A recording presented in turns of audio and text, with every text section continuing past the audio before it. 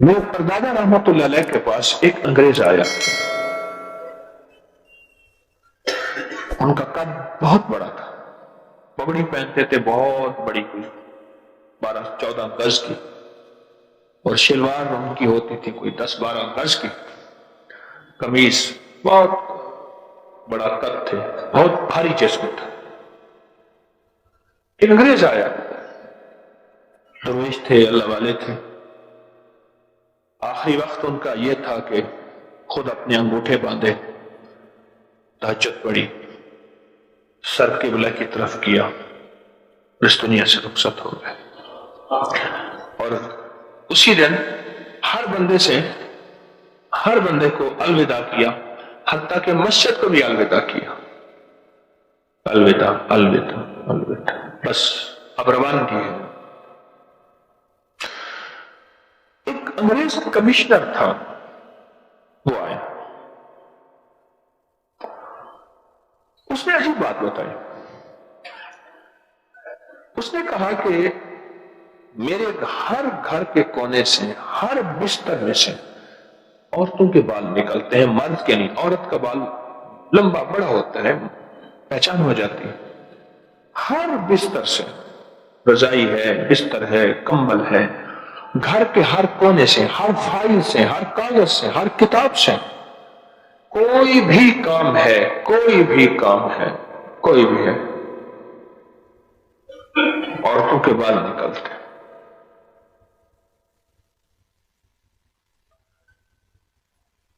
کہا کہ میں اس کو پہلے وہم سمجھتا رہا، پھر سمجھا کہ شاید کسی نے بال پھینکے ہیں، میں نے اپنی صفائی ستھرائی کا خیال کیا. پھر سمجھا کہ شاید کسی نے شرارت کی ہے. بہرحال ہر سلیقہ، ہر طریقہ، ہر زندگی کا انداز میں نے کر کے دیکھ لیا، لیکن مجھے کوئی اس کا سرا نہ ملا کہ بال کہاں سے آتا ہے، کچھ نہ ملا. حاجی صاحب کے پاس آیا میرے پردادا رحمت اللہ علیہ، 1933 میں وصال ہے ان کا، 1919 میں حج بھی کیا. تو فرمانے لگے کہ ان کی خدمت میں آئے کہ حضرت اس کا کیا حال ہو سکتا ہے. حاجی صاحب نے فرمایا مجھے لگتا یہ ہے تیرے گھر میں جنات ہیں اور ان کی عورتیں زیادہ ہیں، اور جنات کی عورتوں پہ خود جادو ہے. جنات ایک دوسرے بہت جادو کرتے ہیں، جنات ایک دوسرے پہ بہت جادو کرتے ہیں.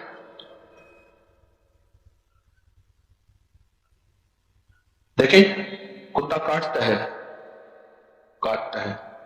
کاٹنے والی چیز جب آپس میں لڑتی ہے تباہیاں مچا دیتی ہے. بھیڑیا خونخوار ہے، جب آپس میں لڑتے ہیں پھر تباہیاں مچا دیتے ہیں.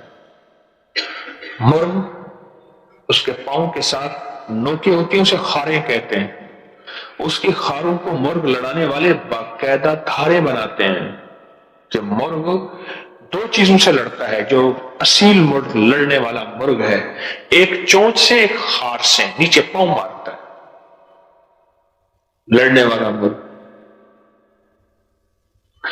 اور جب یہی مرغ آپس میں لڑتے ہیں، میرے نانا رحمت اللہ علیہ کے پاس اصیل مرغ تھے، اتنا لڑتے تھے کہ چونچیں منہ میں ہوتی تھی، دونوں بے ہوش آ جاتے تھے. اتنا لڑتے تھے، زخمی ہو جاتے تھے کہ دونوں کی چونچیں ان کے منہ میں ہوتی تھی اور وہی دونوں بے ہوش ہو جاتے. اسی طرح جنات جب آپس میں لڑتے ہیں اور ان کی جو تباہ کاریاں ہیں اور ان کے جو جادو ہیں ایک دوسرے پہ کرتے ہیں، تو پھر اس کے مطابق، طاقت کے مطابق طاقت استعمال ہوتی ہے. اتنا سخت جادو، اتنا سخت جادو، اتنا سخت جادو. تو عائشہ فرمانے لگے رحمت اللہ علیہ کہ لگتا ہے کہ ان پہ سخت جادو ہے، اور ایک دوسرے پہ کیا ہے، اور ان کے ہاں خواتین زیادہ ہیں، اور جادو کی وجہ سے ان کی خواتین کا برا حال ہے، اور اس کی وجہ سے ان کے بال جگہ جگہ گرے ہوئے ہیں. فرمانے لگے ایک بال کوئی اٹھا کے میرے پاس لے آؤ، ایک بال لے آئے۔ فرمایا آیت الکرسی ایک دفعہ پڑھی، اور جو اس کی آخری آیت ہے وَلَا يَحُودُهُ حِفْظُهُمَا وَهُوَ الْعَلِيُّ الْعَظِيمُ، اس کو پڑھتے گئے، اس بال کو انگلی پہ لپیٹتے گئے، پھر کھولتے تھے، پھر لپیٹتے تھے، پھر کھولتے تھے، پھر لپیٹتے تھے، اور یہی پڑھتے گئے لپیٹتے گئے، کتنی دیر تک پڑھتے اس کے بعد لپیٹ کے پھونک مار کے ایک کاغذ میں لپیٹ کے دے دیا۔ فرمایا یہ کاغذ کی پڑیا گھر رکھ دے، اور اس کاغذ کے پیچھے ایک لکھی بات اپنا نام لکھ کے کہنے لگے دیکھو اب میں نے اللہ کا کلام پڑھ دیا ہے، اب دیکھتے ہیں تم طاقتور ہو جو کلام الہی طاقتور ہے، اور انشاءاللہ اللہ کا کلام طاقتور ہے، لہٰذا اللہ کے نام کی طاقت کی وجہ سے اس گھر کو چھوڑ جاؤ۔ پڑیا لے گئے اور انہوں نے جا کے اس گھر میں رکھ دی، یعنی وہ پڑیا جس کے اندر بال تھا۔ انگریز انسان حیرت سے دیکھ رہا تھا، اسے پتہ نہیں تھا کہ دنیا میں یہ بھی ایک دنیا ہے، اور یہ بھی ایک انوکھی انہونی دنیا ہے۔ میں آپ کو آگے انگریزوں کے واقعات در واقعات سناؤں گا، اور ساتھ ساتھ میں وظائف بھی بتاؤں گا۔ یہ 21 جمعراتوں کا سلسلہ چلے گا انشاءاللہ۔ اس کا عنوان ہوگا جادو، جنات اور انگریز۔ یہ پہلی جمعرات ہے، جادو، جنات اور انگریز، اور ساتھ میں آپ کو اپنے خاندانی واقعات بھی، اولیاء بزرگوں کے واقعات بھی، اور اپنے اکابر کے واقعات بھی، اور قرآن بھی اور حدیث بھی، اور قرآن و حدیث کے مسنون اعمال بھی، اور زندگی کے مشاہدات، تجربات بھی، یہ ساری چیزیں آپ کو سناتا چلا جاؤں گا۔ یہ ہمارے خوشحالی کا 19واں راز ہے، اور 19واں راز ہے جادو، جنات اور انگریز۔ وہ جا کے انہوں نے رکھ دیا، پڑیا رکھ دی، بس جب پڑیا رکھی ہے تو پڑیا کے رکھتے ہی اس کے بعد اس گھر میں پھر کبھی بال نہیں ملے، اور کہا کہ ایسے محسوس ہوتا تھا جیسے ایک ایک کونے سے کسی نے بال چن لیے ہیں۔ پہلے ہر کونے میں بال ہوتے تھے، ہر کتاب میں بال، ہر فائل میں بال، ہر کھانے میں بال، ہر پینے میں بال، ہر تکیے سونے میں بال، بال بال ہر جگہ تھے، ایسے جیسے کسی نے بال چن لیے۔ جانیہ میں گیا تو وہاں ایک مدرسہ ہے پرانا، تو وہاں کے کمرے میں انہوں نے کہا کہ یہاں جو ہے وہ جنات ہیں، چارپائیاں الٹ دیتے ہیں، بہت زیادہ مارتے ہیں۔ میں نے کہا مجھے اس کے بند کر کے اس کے بعد کا دروازہ بند کر دو۔ سردیاں تھی، انہوں نے بند کر دی۔ میں نے کہا صبح میں دروازہ کٹکھٹاؤں گا تو کھول دینا۔ دو آباب نے باہر چارپائیاں ڈال دی، کمرہ تھا، کمرے کا باہر برآمدہ تھا۔ آیت الکرسی اگر ایک دفعہ پڑھی جائے، غور سے سنیے، اور اس کی آخری آیت کو دہرایا جائے، محدثین نے لکھا ہے آیت الکرسی اسم اعظم ہے۔ جہاں اور الفاظ کے بارے میں کہ وہ اسم اعظم ہے، یہ اسم اعظم ہے، ہر اللہ کے ولی کا اپنا مشاہدہ اور تجربہ ہے، آیت الکرسی کے بارے میں بھی ہے۔ اور پھر ایک اور روایت بھی ہے کہ بعض روایات میں ہے کہ آیت الکرسی کی پہلی آیت اسم اعظم ہے، اور بعض میں ہے آخری آیت اسم اعظم ہے، اور بعض روایت میں ہے کہ پہلی اور آخری دونوں اسم اعظم ہے۔ اللہ نے ان دونوں کے درمیان میں اسم اعظم ہے، یا یہ دونوں اسم اعظم ہے، یا ان دونوں کے درمیان اسم اعظم ہے، یا یہ اسم اعظم ہے۔ ایک دفعہ آیت الکرسی پڑھیں، صرف ایک دفعہ، اور اس ایک دفعہ آیت الکرسی کو 100 دفعہ دہرائیں، اس کی آخری آیت کو وَلَا يَحُودُهُ حِفْظُهُمَا وَهُوَ الْعَلِيُّ الْعَظِيمُ۔ 3 دن میں فیصلہ کروا دیتا ہے۔ 2 رکعت نماز نفل پڑھے حاجت کے، غور سے سن رہے میری بات کو، سو تو نہیں رہے۔ 2 رکعت نماز نفل حاجت کے پڑھے، حاجت کے نفل پڑھ کے 1000 بار پڑھے بسم اللہ الرحمن الرحیم کتنی بار؟ 1000 بار. اور توجہ سے اور اپنے مقصد، اپنی مشکل، اپنی پریشانی، اس کا 100% دھیان کرتے ہوئے اس طرف دھیان جما کے. وہ مسئلہ اولاد کا ہے، وہ رزق کا ہے، وہ صحت کا ہے، وہ عزت کا ہے، وہ قید سے خلاصی کا ہے، وہ مشکلات کی حل کا ہے، وہ اللہ کی ذات عالی کے قرب کا ہے، وہ مدینے والے کے عشق اور محبت کا ہے، وہ زندگی کی کسی مشکل روحانی، جسمانی یا زمینی اور آسمانی کوئی مشکل، کوئی منزل ہے، اس کے لیے یہ بہت ہی زیادہ آزمودہ اور باکمال ہے. پھر 1000 دفعہ ملا کر 3 بار درود پاک، 1000 دفعہ بسم اللہ الرحمن الرحیم پڑھے. پھر 2 رکعت نماز نفل پڑھے. پھر 1000 دفعہ بسم اللہ الرحمن الرحیم پڑھے. پھر 2 رکعت نماز نفل پڑھے. پھر 1000 دفعہ بسم اللہ الرحمن الرحیم پڑھے. یہ 10 دگانے اور 10 ہر دفعہ بسم اللہ الرحمن الرحیم، 12 دگانے 2 رکعتیں اور ہر بار 1000 بار بسم اللہ الرحمن الرحیم پڑھے. یہ 3 دن عمل کرنا ہے صرف. اس کو تو میں نے، اللہ کی تقدیر غالب نہ ہو، میں نے تو اس کو 3 دن میں فیصلے ہوتے دیکھے. عجب تاثیر اس کے اندر دیکھی اور عجب کمال اس کے اندر دیکھا. اگر کوئی ہمت، محنت، توجہ کر لے، وضو ٹوٹ جائے نیا وضو کر سکتا ہے، باوضو توجہ سے، دھیان سے اور دھیان جما کے. جس کو میں اکثر ایک اللہ والے کی بات عرض کیا کرتا ہوں، اللہ کا ذکر اللہ کے دھیان سے، اللہ کا ذکر اللہ کے دھیان سے. میں اکثر عرض کیا کرتا ہوں آپ کی خدمت میں، اس کو دھیان جما کے کرنا ہے. ختم کرنے کا فکر نہیں کرنا، فیصلہ کروانے کا فکر کرنا ہے. بڑا فرق ہے. فیصلہ کروانے کا فکر کرنا. ایک ہے کہ بس ادھر 12 دگانے ختم ہو جائیں اور ادھر جو ہے 12000 دفعہ پڑھ لو. ایک یہ ہے نہیں، مولا تو 3 دن کا محتاج ہے، مولا تو 12000 کا محتاج ہے، مولا تو میری ایک دفعہ بسم اللہ کا کوئی محتاج نہیں. تیرا نام ہے، تو میرے بغیر پڑھے فیصلہ کر دے. اور مولا تو میرے 12000 بسم اللہ پڑھنے کا محتاج ہے کیا؟ مولا تو ایک دفعہ بسم اللہ کیا میں عرض کروں تو کر دے. تیری مہربانی اتنی شان کریمی ہے.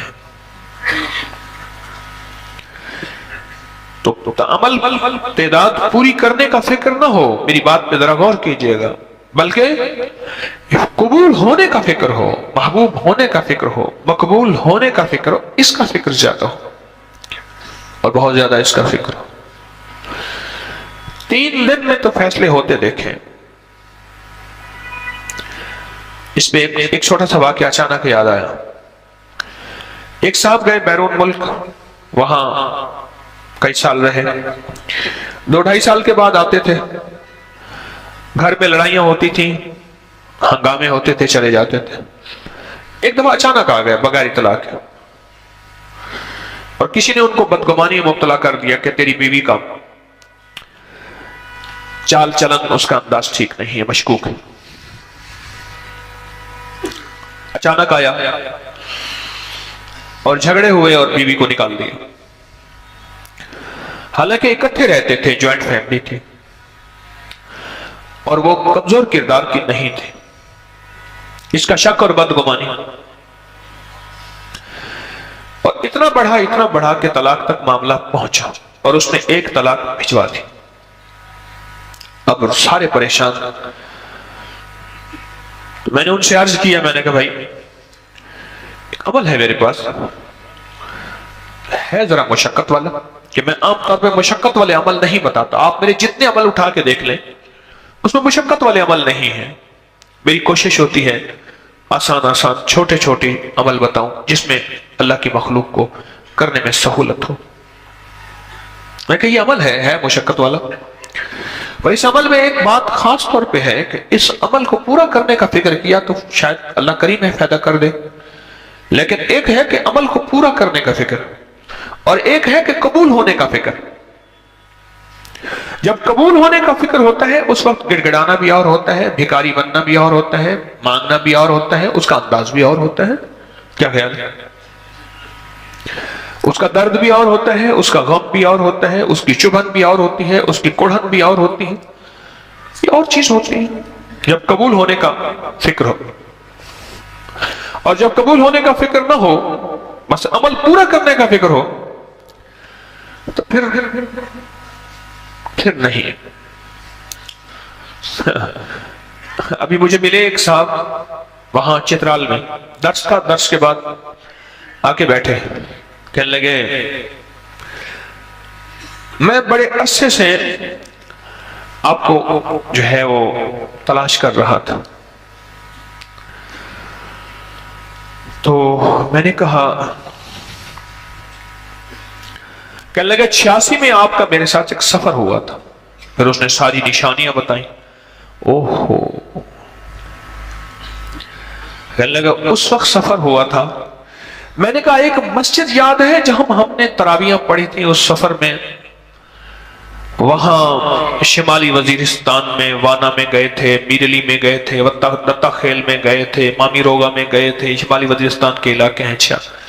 30-31 سال ہو گئے تقریباً. 86 رمضان تھا. میں نے کہا ایک مسجد میں گئے تھے کہ جہاں کے امام صاحب 20 منٹ میں تراویحاں پڑھاتے تھے. کہنا ہاں وہ ہمارے رحمت اللہ صاحب آتے ہیں، کہنے لگے میں چھوٹا سا ہوتا تھا کہ جس نے کہنے لگے تراویحاں جلدی پڑھنی ہو، ہمارا ایک زٹک ملا تھا. زٹک ملا، چٹک ملا. اچھا چٹک ملا تھا، کہ اس کا نام بھی چٹک ملا تھا. وہ چٹکیوں میں ایسی تراویحاں پڑھاتا تھا اور بس فارغ ہو کے. میں نے کہا وہ یاد ہے؟ کہہ رہے وہ ہنس پڑا. کہنے لگے آپ کو ابھی تک یاد ہے؟ میں نے کہا وہ نشانی یاد ہے، یہ نشانیاں یاد رہتی ہیں، یہ نہیں بھولتے. اور سجدے میں ابھی سر رکھنے نہیں پاتے تھے، اس کی پتہ نہیں سبحان ربی الاعلیٰ کہاں سے پوری ہو جاتی تھی. اللہ کا نظام پتہ نہیں کیسے پوری ہو جاتی. تو مجھے کہنے لگا کہ 31 سال کے بعد ملاقات ہو رہی ہے طارق سے. 31 سال کے بعد. ایک ہے عمل پورا کرنا اور ایک ہے اس کی قبولیت کا فکر ہونا. بڑا فرق ہے یہ نہیں.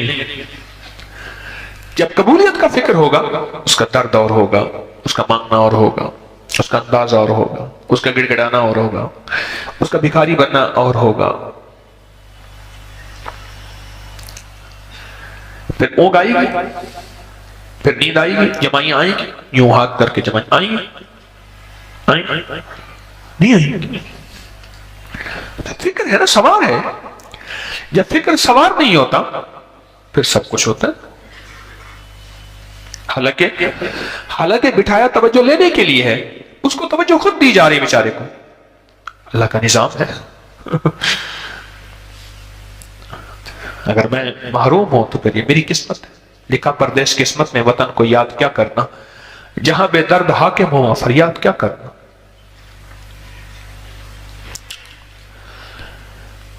تین دن میں ان کا فیصلہ ہوا، نہیں بلکہ 2 دن میں فیصلہ ہوا. ان کو یہ بات سمجھا دی تھی، عمل کو پورا کرنے کے لیے چٹک ملا نہیں بننا. چٹک ملا نہیں بننا، بلکہ عمل کو پورا کرنے کے لیے قبولیت کا فکر ہونا بہت ضروری ہے. قبول ہو جائے. جب قبول ہوگا پھر درد دھیان، درد دھیان. 2 چیزیں میں نے 2 لفظ کہہ رہا ہوں، درد اور پھر بولے درد اور دھیان. میں 2 جذبوں کے ساتھ بیٹھ کے پڑھے گا، درد اور دھیان کے ساتھ. عرش الہی میں یہ جو جذبے جا کے ٹکراتے ہیں، اور یہ جو 2 جذبے ایسے ہیں جو عرش سے فیصلے کروا کے لے آتے ہیں. پھر کہتے ہیں نقدہ سوادہ ادھارہ فسادہ. نقدہ سوادہ ادھارہ فسادہ. نقد فیصلے ہو جاتے ہیں. ایک طلاق بھیج دی اور باقی طلاقوں کے لیے انہوں نے پہلے سے عمل کرنا شروع کر دیا. رجوع ہوا، بسے ان کے بچوں کے آج بچے ہیں، ان کے بچوں کے بچے ہیں. کبھی کبھی ملاقات ہوتی ہے تو اندر سے ایک آواز اٹھتی ہے یہ بسم اللہ کے رنگے ہوئے لوگ ہیں، یہ بسم اللہ کے فائدے اور بسم اللہ کی برکت کو لینے والے حضرات ہیں، اور بسم اللہ کی برکات کو لینے اور پانے والے یہ وہ لوگ ہیں، یہ وہ گھر ہے کہ بسم اللہ سے بس گیا۔ یہ ایک عمل تھا، 3 دن کا عمل ہے، آپ کو بتا دیا، جو کرنا چاہے میری طرف سے اجازت ہے کر لیں۔ جن کی جو اولاد سے محروم ہو گئے ہیں نا، بالکل محروم ہو گئے ہیں، 100% محروم ہو گئے ہیں، کوئی دوا کارگر نہیں ہوتی، اگر وہ یہ عمل ہر مہینے کر لیں، ہر مہینے چاند کی پہلی تاریخوں میں، جب چاند نکلتا ہے پہلی تاریخوں میں کر لیں، مجبوری ہے پاکی ناپاکی کا خواتین تو بعد میں بھی کر سکتی ہیں، اور چند مہینے مسلسل کریں اس عمل کو، تو میں نے تو دیکھا ہے اس کا رزلٹ کہ بے اولادوں کو رب نے بیٹے دیے اور نعمتیں دی، سونے سونے بیٹے ملے، بہت عجب اس کی تاثیر۔